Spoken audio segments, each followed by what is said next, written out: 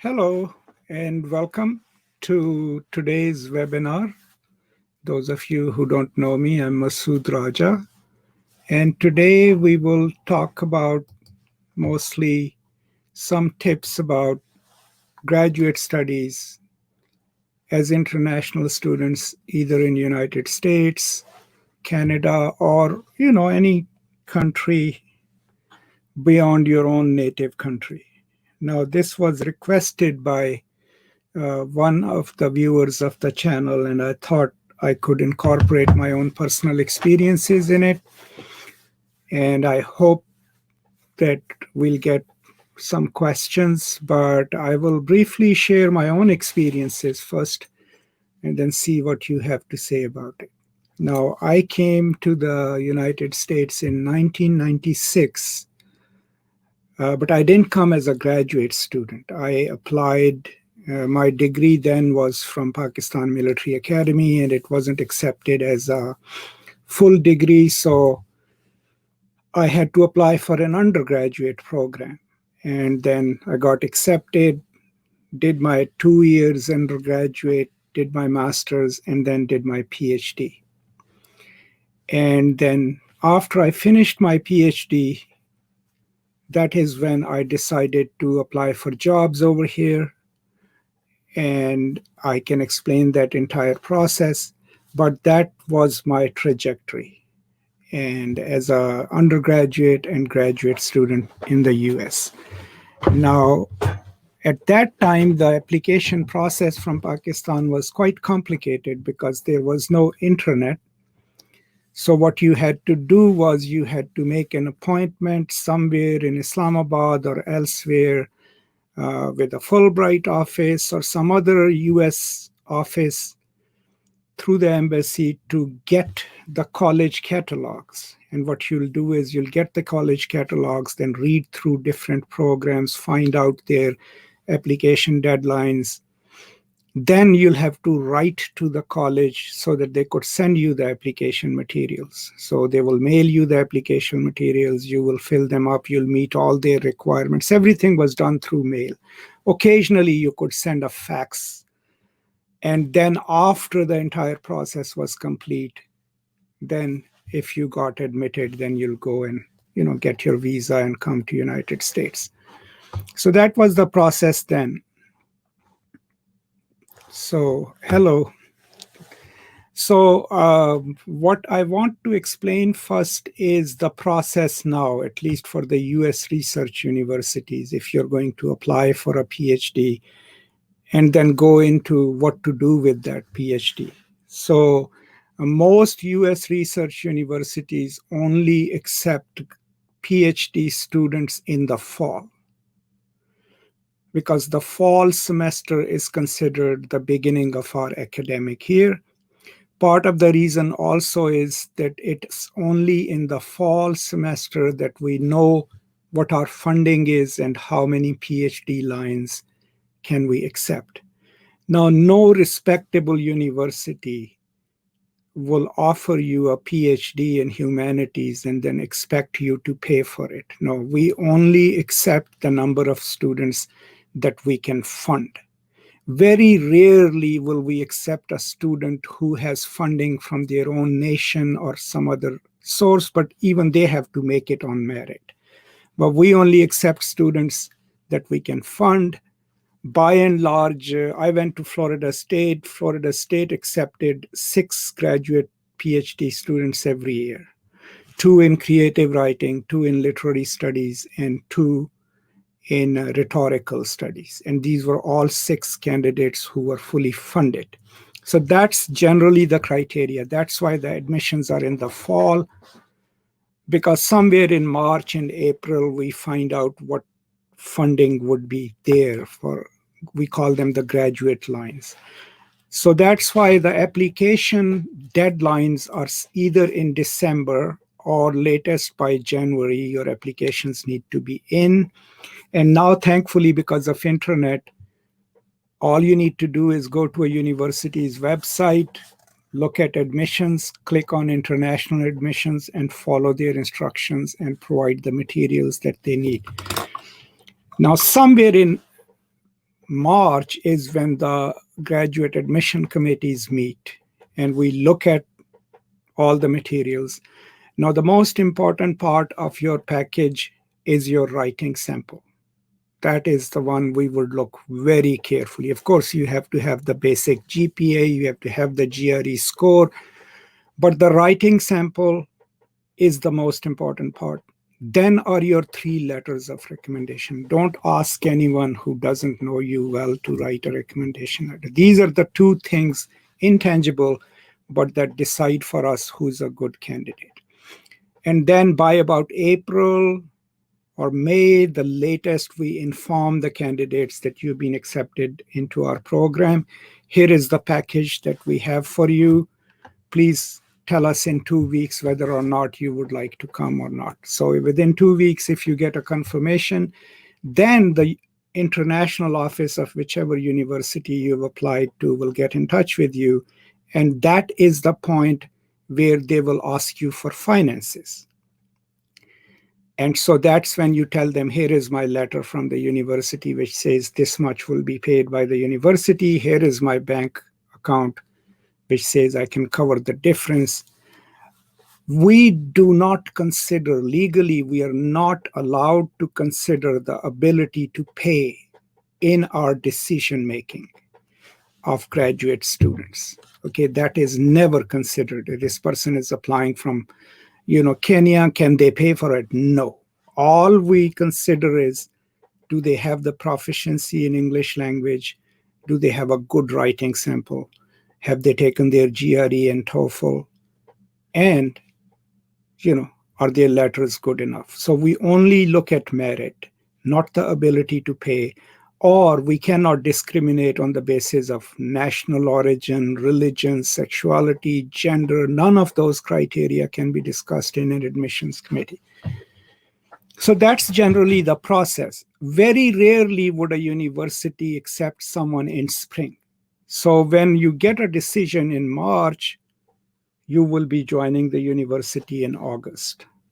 So that's why I have it on my website too. The application process for graduate studies is a 1-year process. You apply this December, and then you will be starting in the fall of next year. So that's how it goes.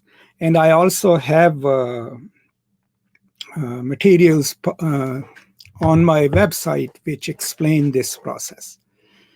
So then when you get into the graduate program, let's say you're studying English, you will find most American universities, and I've been on 4 campuses, the culture is pretty different. Okay, you will find the professors are more accessible. They are very willing to work with you. But all of it depends on how you conduct yourself. How do you, perform in your classes? Do they see some promise in you? In our universities, we cannot be asked to direct a dissertation by anyone. You can spend your entire career and not direct a single dissertation. The students come to us and ask us if we would be willing to work with them. And if we like their work, we say, yes, I will direct your dissertation. So another difference between the British system and the United States system is that when you apply to a PhD program, and I get this question all the time, sir, can I send you my proposal for my PhD application? We don't require a proposal. Students are not required to have a research proposal ready. All they have to do is write a 700-word statement of objectives. What is it that you want to do? Why our institution? What would you like to study? And even then, you're not committed to it, because we expect our students to take about 33 hours of coursework. That's how the PhD goes. So you take about 2 years of coursework.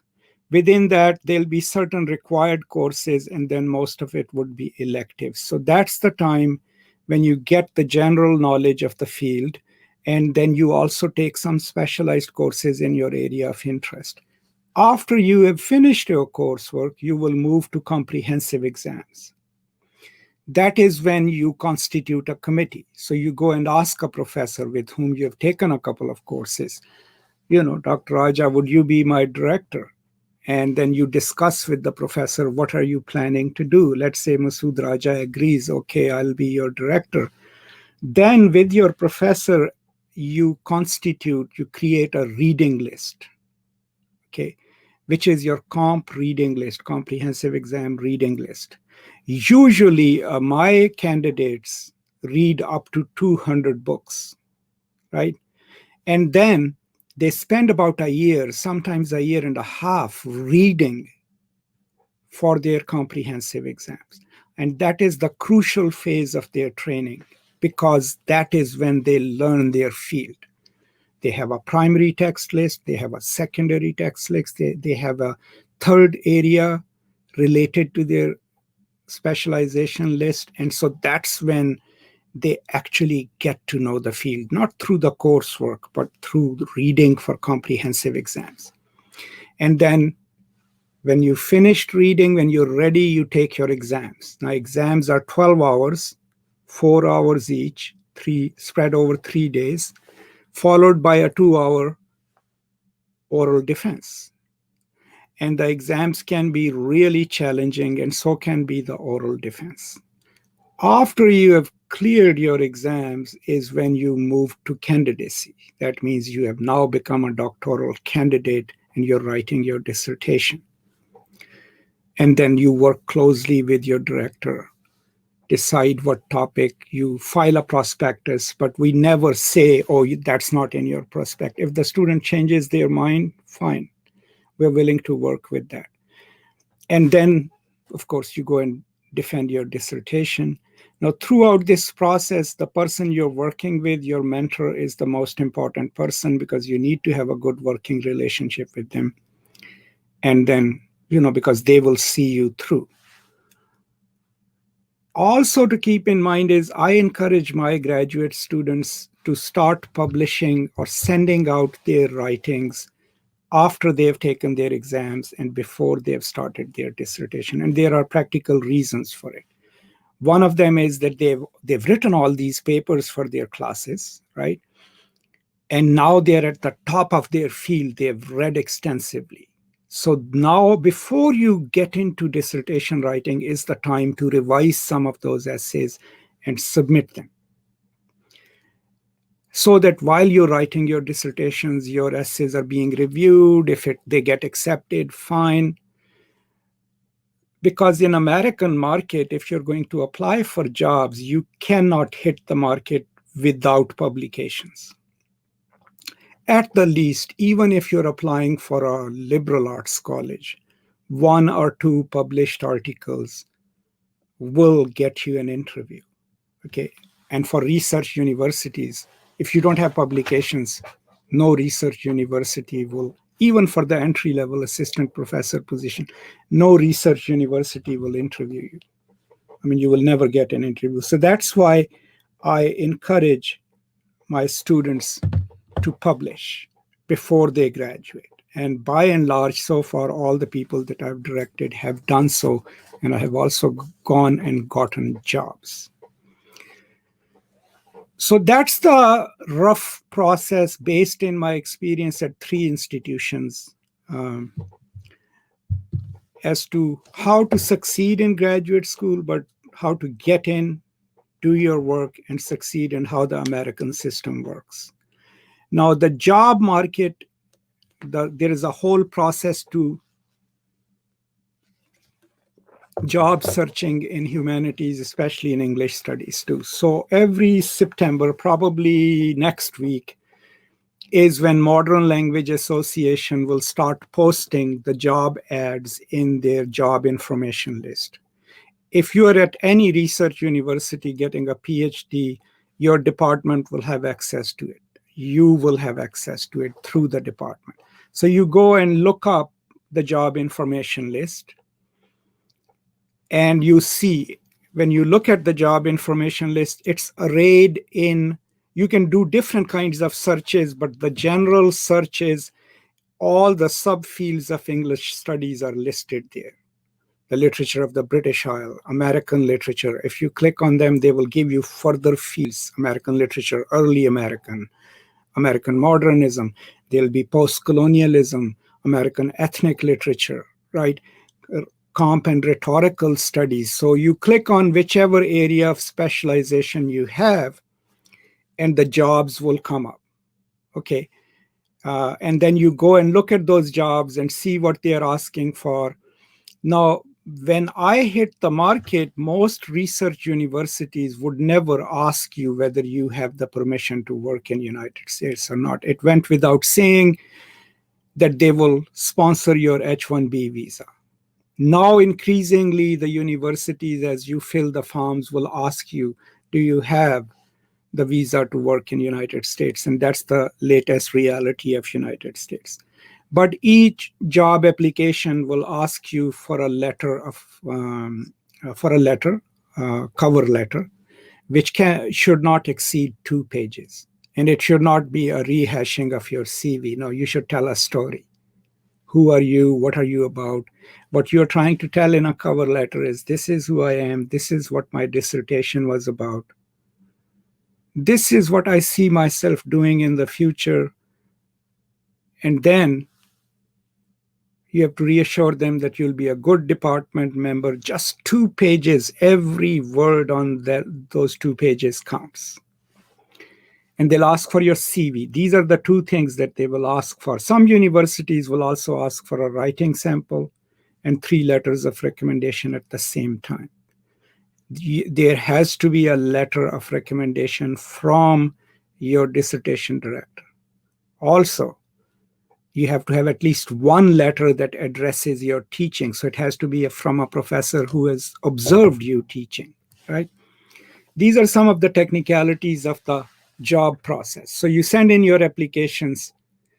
Then somewhere in December or January is when you'll start hearing back from them, the people who want to interview you. Previously, you had to travel to wherever the Modern Languages Conference was. Now, increasingly, universities are doing Skype interviews or Zoom interviews. So by and large, for any job advertised for a research university, there are usually from 150 to 200 applications. Now, the hiring committee will wean it down to about 12 candidates, at the most 15 candidates. So that's the first cut. And so that means to get into those 12 or 15 candidates, you're competing from candidates from all over the world. Okay. American universities do not tell you, if you're not an American, don't apply. No, from all over the world in your field. So in order to get into those first 12 or 15 candidates, everything you send them should be perfect. Your writing sample should be your best writing sample. If they ask for a teaching philosophy, it should be the best written teaching philosophy. Your 2-page letter should be impeccable, right? Your CV should have, whatever a research university asks for. And then those 15 or 12 people will be interviewed, right? And then out of them, 3 will be invited to come and visit the campus, give a talk, meet with their future colleagues, right? Now, that talk, of course, is important because you have to prepare for it. You're going to read a paper, answer questions, you'll be interacting. At that stage, the department already knows that you are qualified. They're just trying to see, how do you carry yourself in your presentation? How do you behave with people? And then after that, 1 person will get the job offer. So you start with 150 or 200 people, come down to 12 or 15 to 3 and 1. That is the process. And it's the same process for liberal arts colleges as well. That's the competition you're up with, and you're trying to prepare yourself. Okay, so I have one question. Is there any age limit for applying for entering PhD? And there is never an age limit in the United States. Actually, legally, you cannot put an age limit on applying. No one will even ask you what your age is. No. Similarly, there is no age limit for applying for jobs either. Okay. The federal law does not permit any university to discriminate you on the basis of your religion, on the basis of your race, ethnicity, age, disability.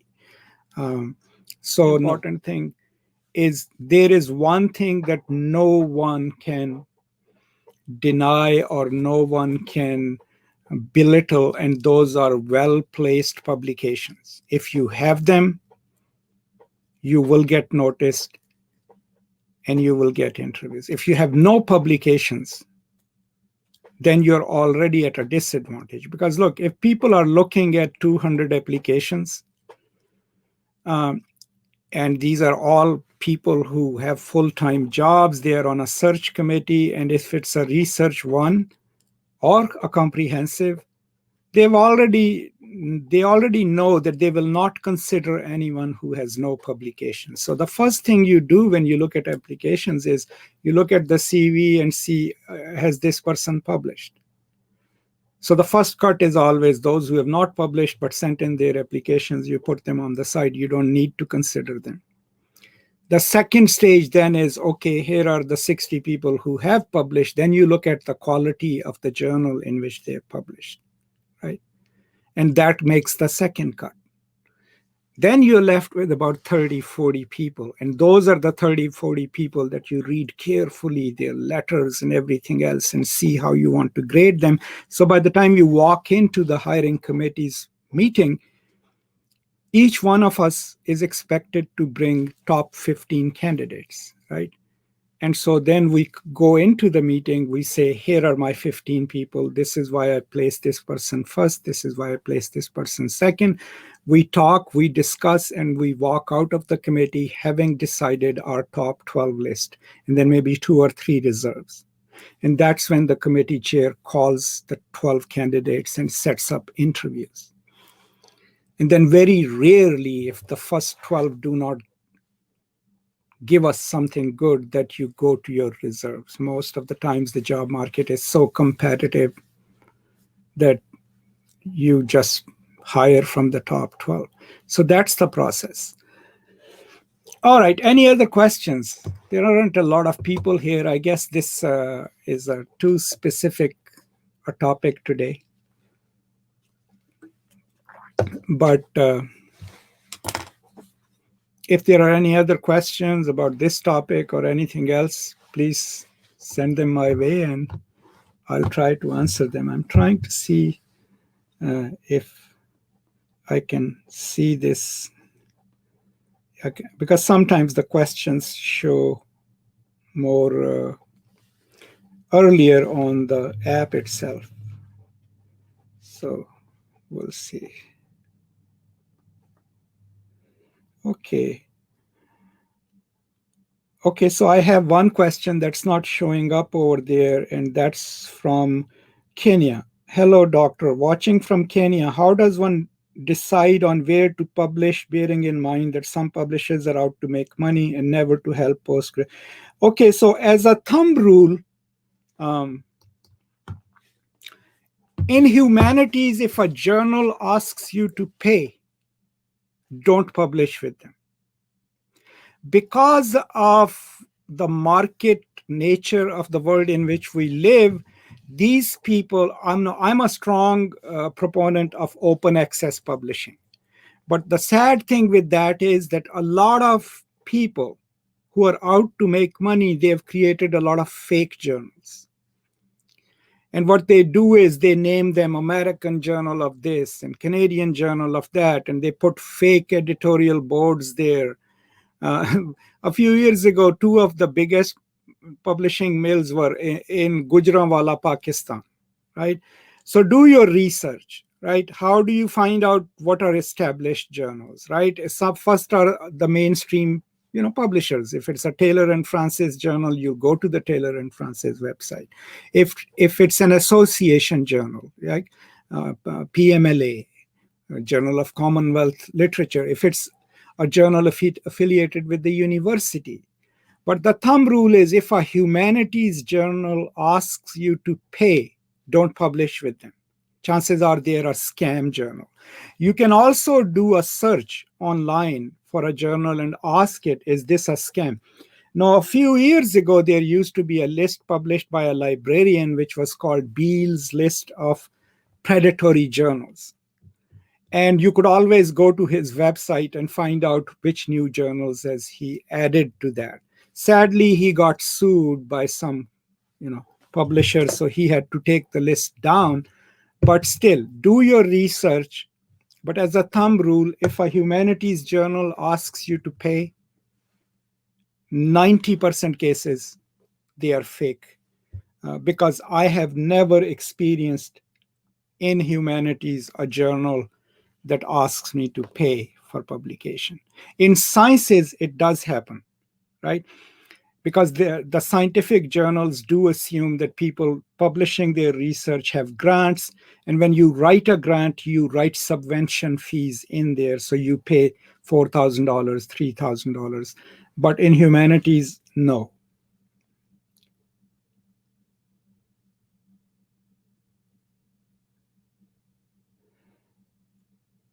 Okay, good.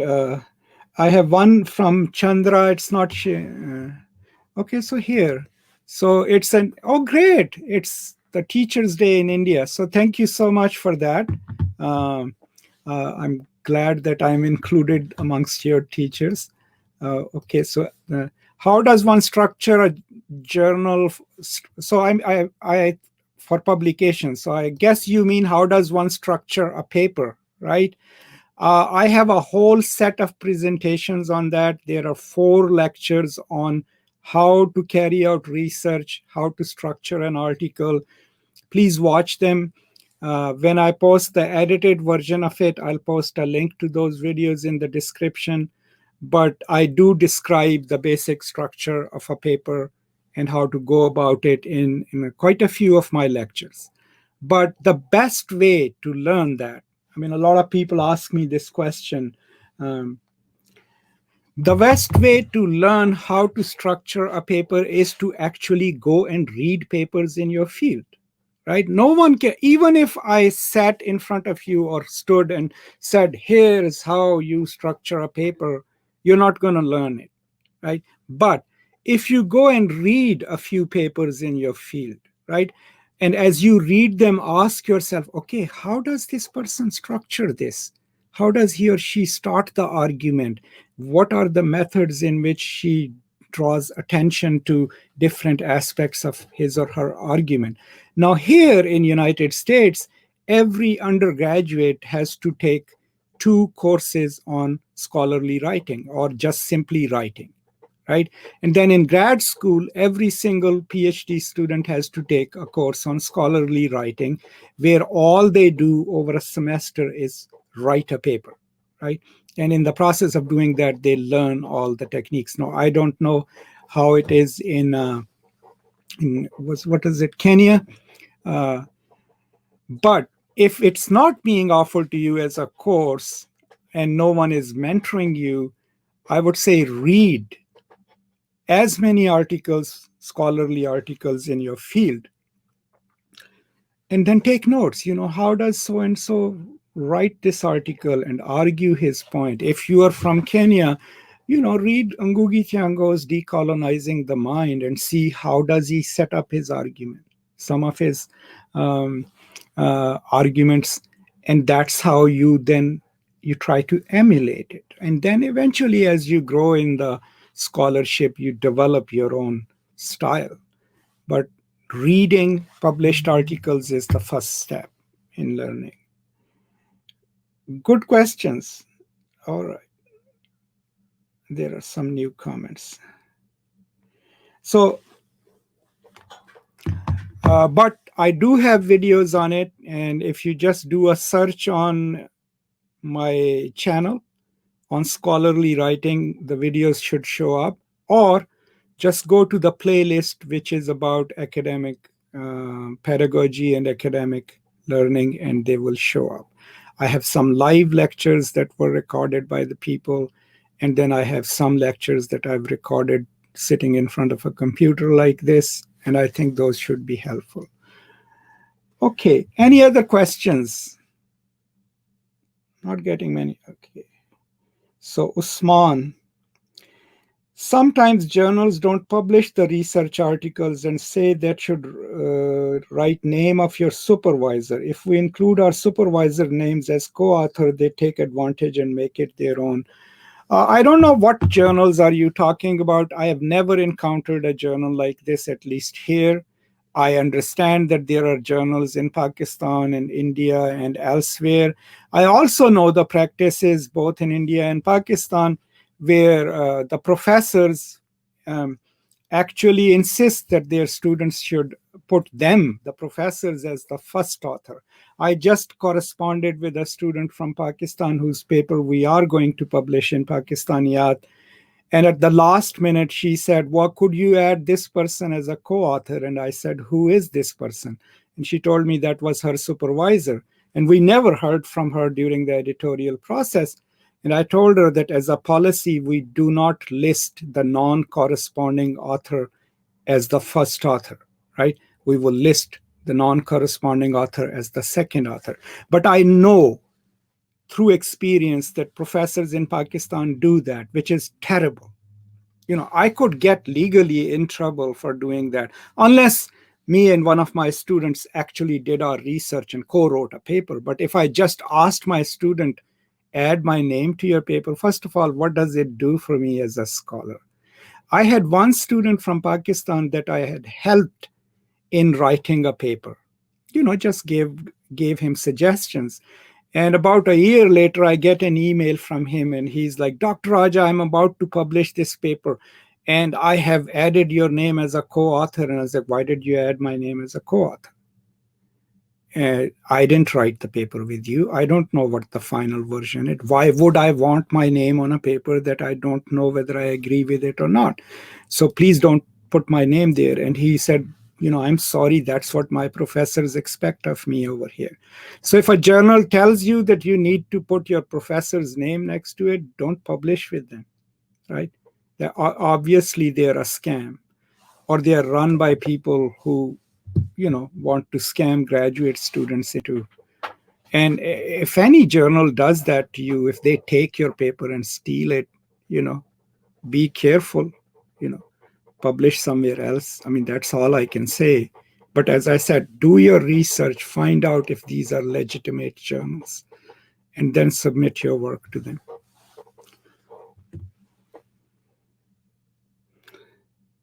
All right, so let's see if there are any other questions.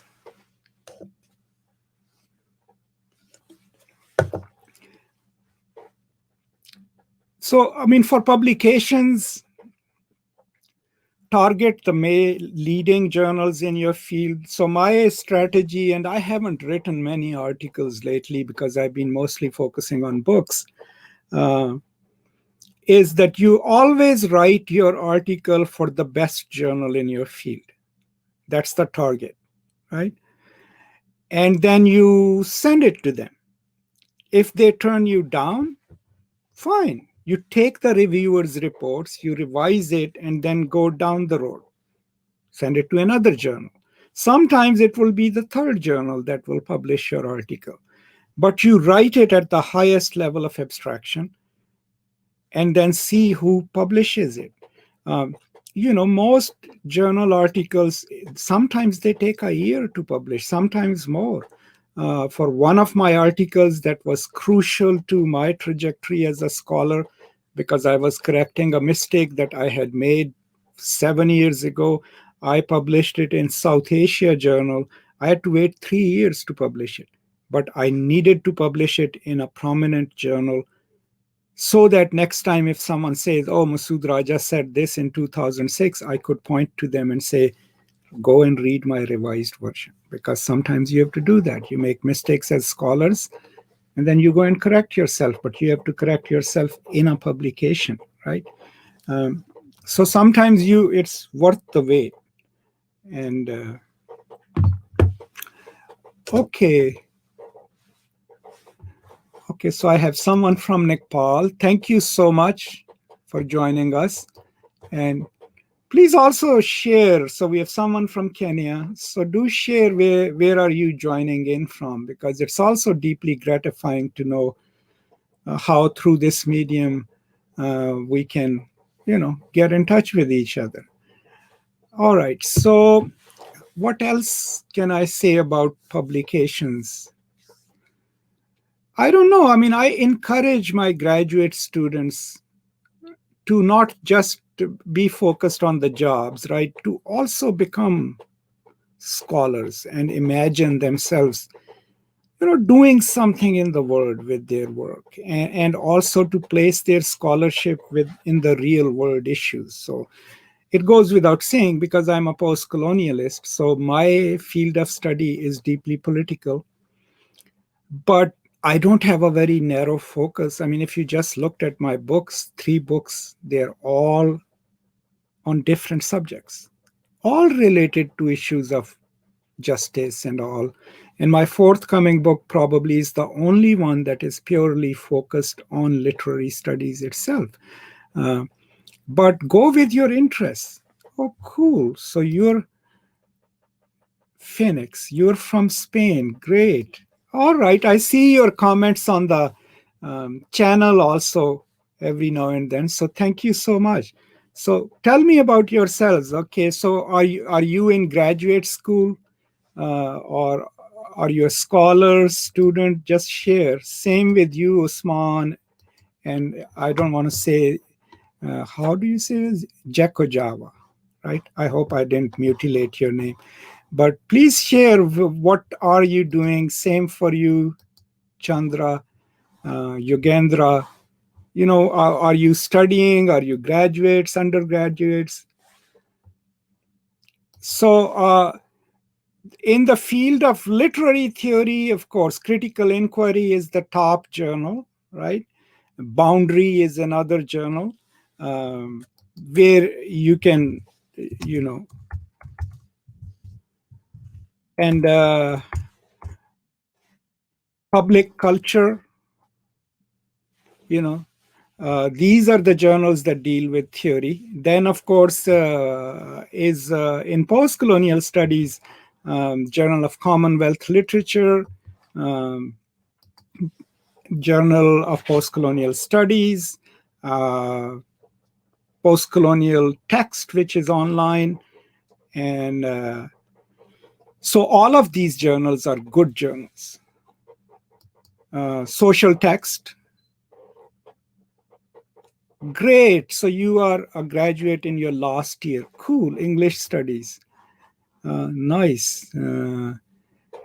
And so I'm glad that you guys found me and I have found you, because, it's kind of gratifying to know that whatever little I do online, that people find it useful, and it really encourages me to do more of this stuff.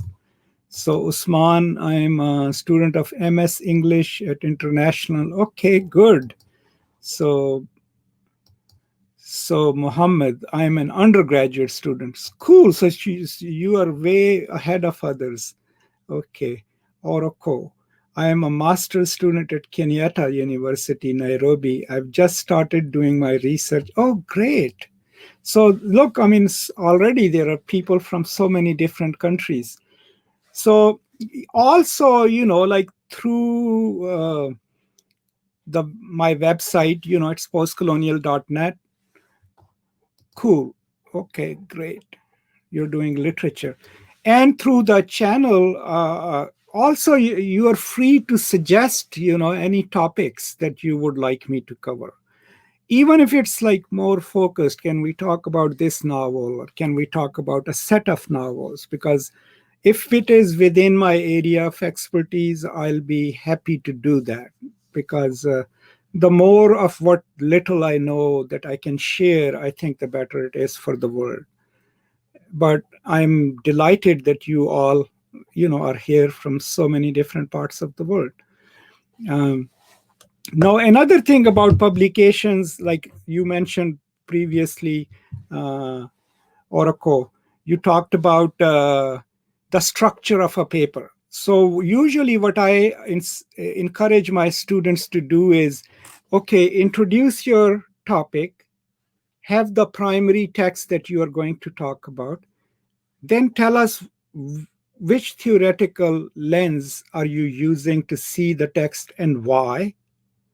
And then create a relay between your work and the world outside, right?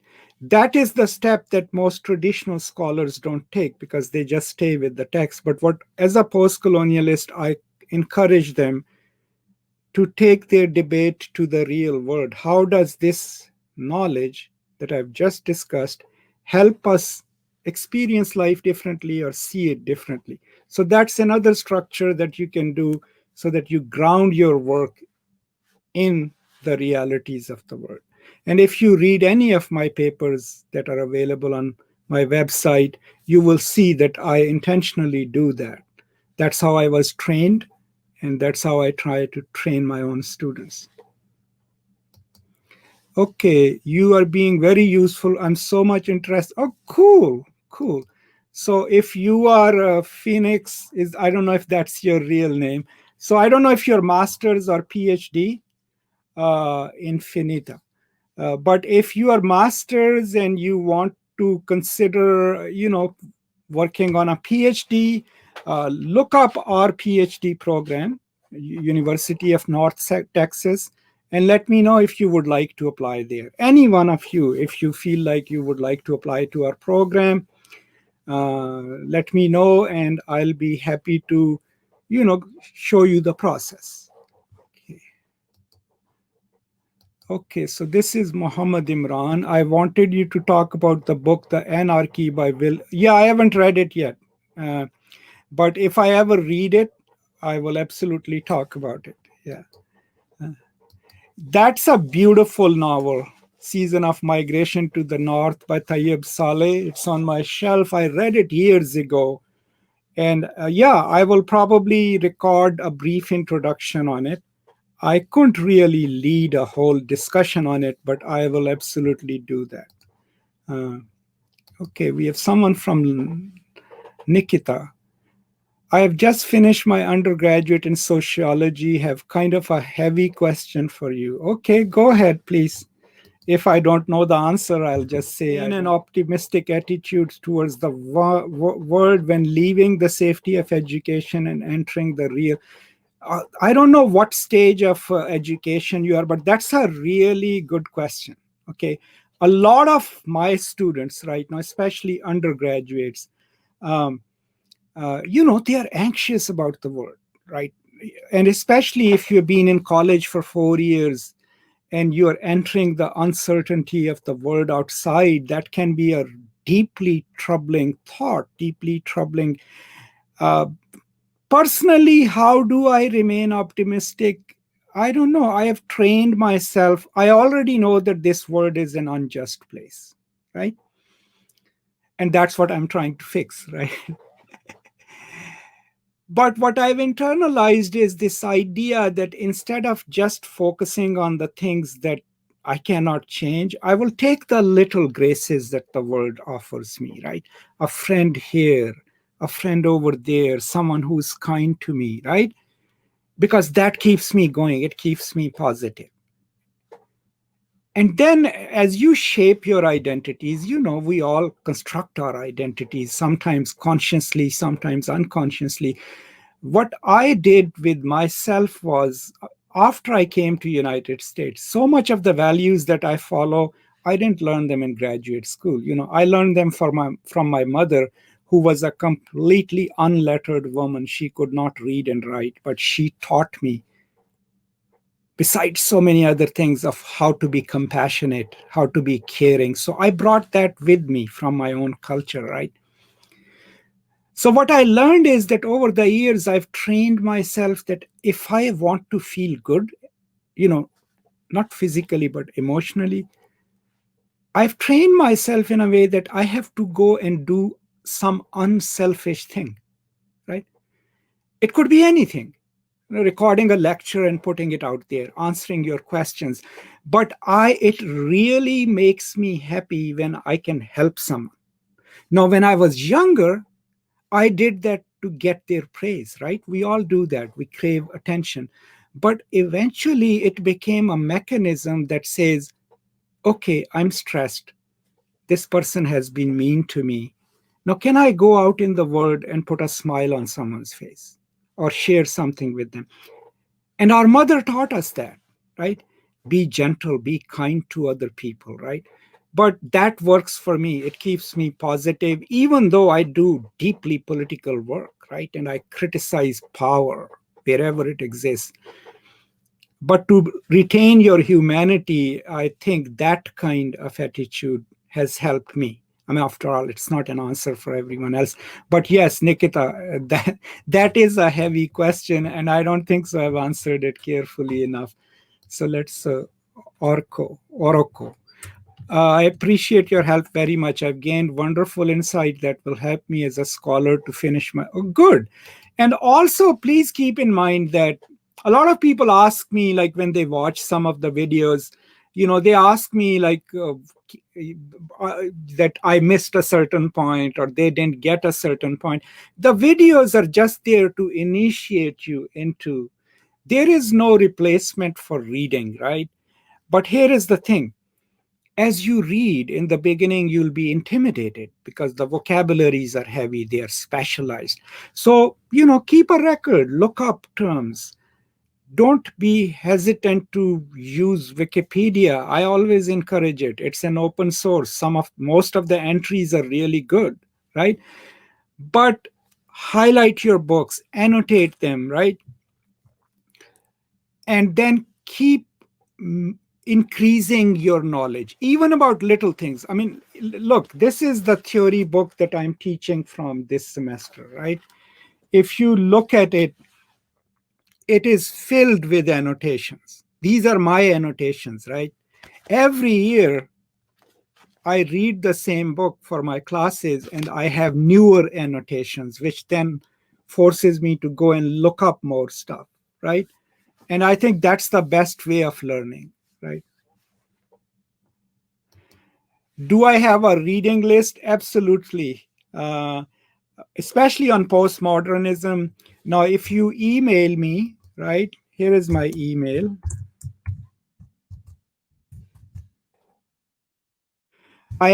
Two of my students just took their comprehensive exams in postmodernism last year. I don't have it on my computer, but I will ask them to send their exams lists to me and I can share those with you. Nikita, thank you. Thank you. I'm glad I was able to answer that question. But it's like the world increasingly, and I live in the United States, and you can look at the state of affairs, of politics, of hate that is emerging and is entrenching itself in United States. And I live in a small town in Texas, right? I've never had any outward experiences of racism, but increasingly now when I go and for a walk, I'm more aware of, okay, this person I just ran into, how does he see me? What does he see? What is my value to them? And that's kind of a baffling experience, Cool. So, Chandra, I'm 50 years old, working in a steel company in India. Oh, wow. Good. So, I mean, someone like you, right, who has worked out there on the quintessential factory floor, you have so much to give to this world, right? And I can promise you, okay, I mean, you're a manager, but obviously you must have started somewhere down the road, is that there is a story there, right? There is a dissertation in your experience, right? If you just want to. Now, think of it this way. We all worry about age and all. When I was applying to PhD programs, I had a whole career before that, right? I was in Pakistan Army, and I realized that I will be 40 by the time I finish my PhD. And that to me seemed like, man, I'll be 40 years old. And then I told myself, look, I could be 40 without a PhD, or I could be 40 with a PhD. That's a huge difference. And so that's why I went ahead and did that. But with your experience, and I'm glad you're interested in theory, I would highly recommend that if even if you can't be in a formal program, I would say, you know, take a few classes. Now, I don't know what the options are in what part of India you are. Uh, that is the sad part of our post-colonial nations is that there is so much ageism. Like here in our institutions, any citizen can come to our admissions office and say, I want to audit a class, right? All they have to do is pay like $200 for a semester. They don't have to apply. They just have to walk into the office or even email them and say, here is Dr. Raja is offering this class. Can I audit it? What it means is that I'm not seeking a degree. I just want to sit in this course, read these books, and talk to a professor along with other students. So sometimes, like people just audit classes for their own personal professional learning. No, I don't know if that option is available in India and Pakistan. I hope it is, because I would strongly encourage you to, do that. Or in your free time, if you have any free time, volunteer at your local college or your local school, or just gather a few of kids around you, like high school kids, and say, let's talk about literature. You teach me, I teach you. So that way, your interest can further have an impact where you live, right? These are some of my suggestions. Um, okay, Ali, welcome. Okay. And then we have someone from South Africa, Dimfo. I hope I said it wrong. So, welcome. And if you have any questions, please post them here. I'll be happy to. Oh, and Ali, you're from Morocco. MashaAllah. Welcome. Well, what do we say? Ahlan.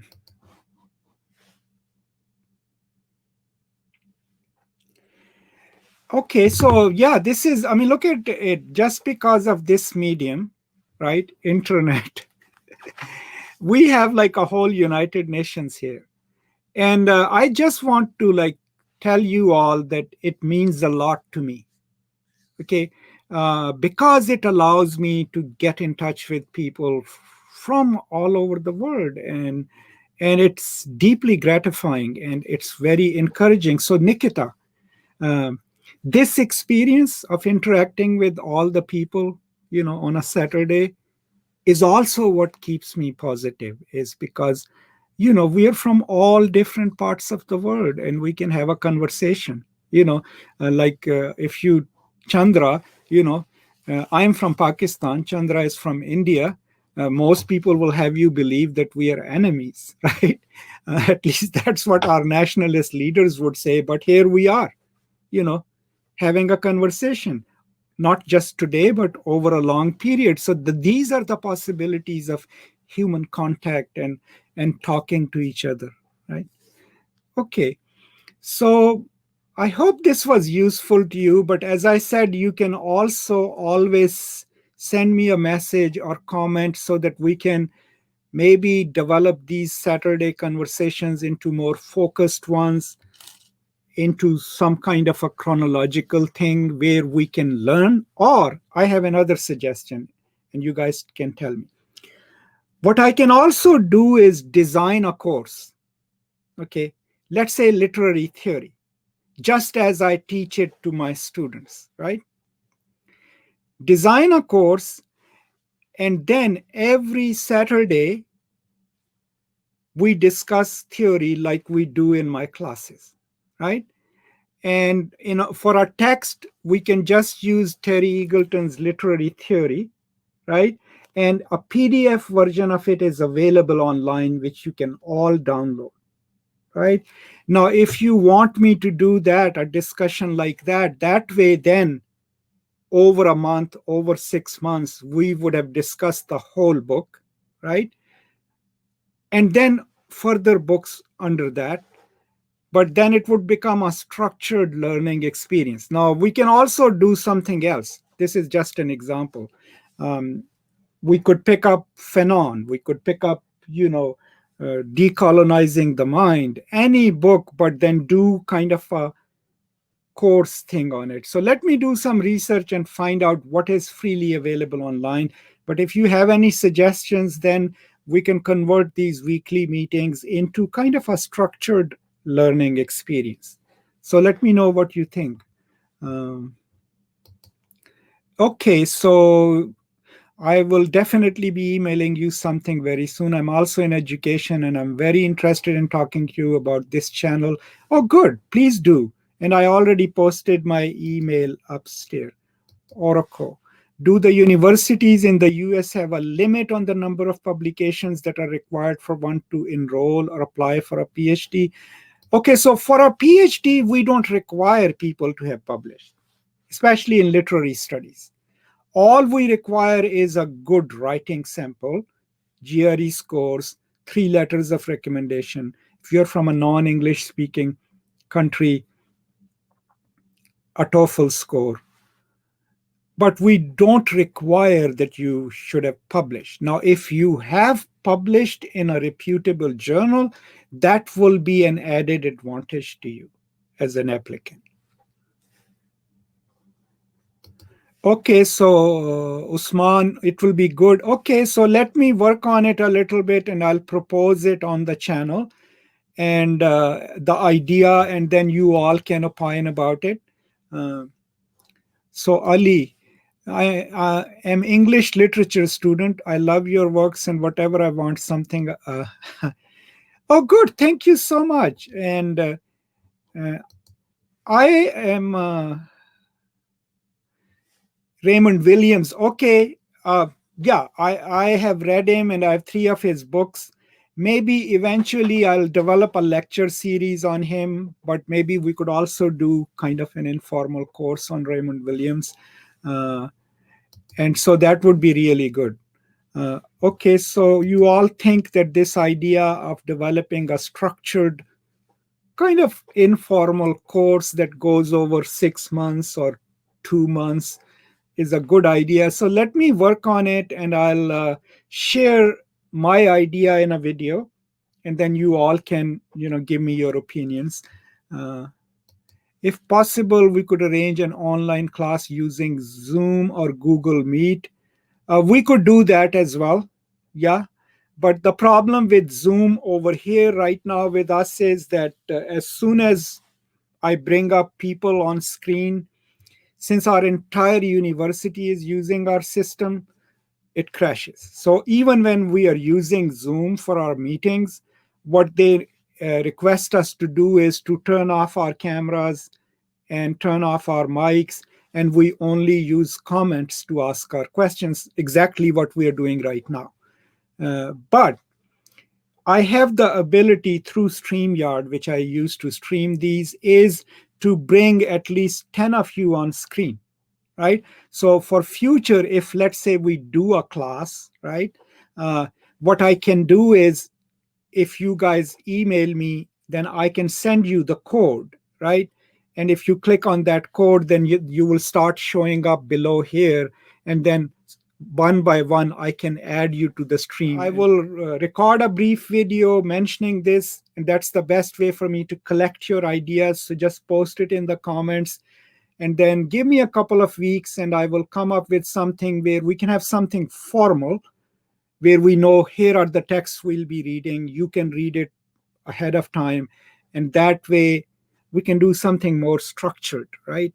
I have another request of all of you too, is that please help me promote this channel any way possible. If you pass it on to your friends, if you share it with your colleagues, and if you ever see a video or like it, just drop me a line, drop a comment there, because one aspect of doing all this is so that more people can access these materials, right? And the best way of doing that is if these videos rank higher in a search.